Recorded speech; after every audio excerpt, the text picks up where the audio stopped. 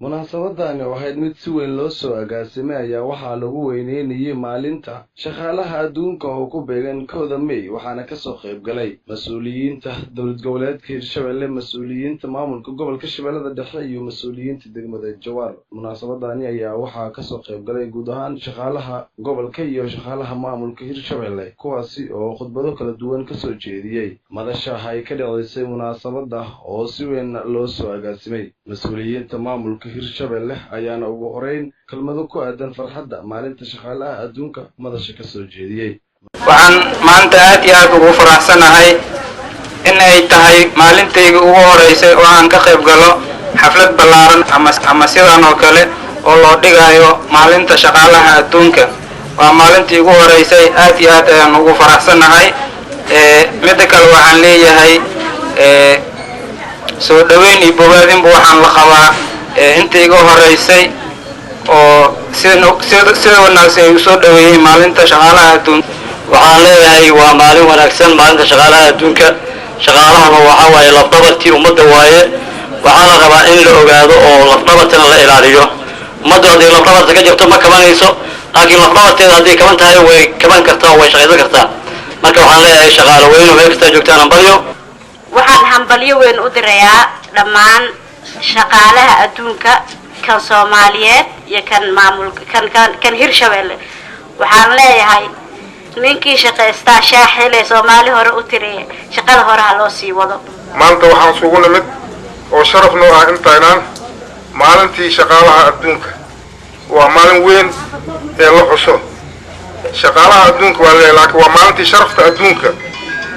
haddii hadalka la micneeyo bini'aadanka sharaftiisa waa shaqo. waa maalintii shaqaalaha laakiin waa maalintii sharafta. waxaan leeyahay hambalyo meel kasta oo joogaan ummadda Soomaaliyeed. waxaan leeyahay hambalyo 1 May. adduunweynaha waxaan leeyahay hambalyo. dadka waxaan ku faraxsanahay maalinta shaqaalaha adduunka. waxaan leenahay meel kasta ay joogaan adduunka haddii la yidhaahdo waa intii maaragtay adduunyada joogto oo dhan, laakiin gaar ahaan Soomaaliya maadaama ay shaqooyinka yaraayeen ilaa sanooyin badan waxaan rajaynaynaa inay shaqaalaha u noo bato. wax walba horta waxaa ugu wanaagsan shaqada. ugu dambeyn wasiirka wasaaradda shaqada iyo shaqaalaha ee maamulka Hirshabelle oo wareysi gaar ah siiyay xaflad kadib telefishinka bulsho ayaa ka hadlay ahmiyadda gaarka ay leedahay xuska maalinta shaqaalaha adduunka. bismillahirrahmanirrahim. warunta maanta waa maalinta shaqaaleynaha adduunka. wasaaraddeeda waxay ahmiyad gooni ah u leedahay. waa markii ugu horeysay 27 sano kadib oo la xuso 1 May. waa runtii arrin aad iyo aad ugu guuleystay waaye. marka shaqaaleynaha adduunka hambalyaan leeyahay, hambalyaan leeyahay. qaas ahaan Soomaalida hambalya bas iyo qaas ahaan shaqaalaha gobolka Hirshabelle ayaan aad iyo aad ugu hambalyeynaa. maanta xafladda awgeed ma jirtaa ballanqaadyo aad u sameyseen shaqaalaha Soomaaliyeed gaar ahaan kuwa Hirshabelle? way jirtaa.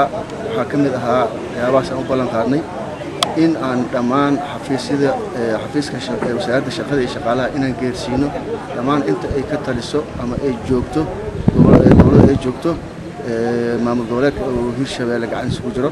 Cabdifataax Axmed Maclow, Cabdifataax Zaki, Bulsho TV, Jawhar.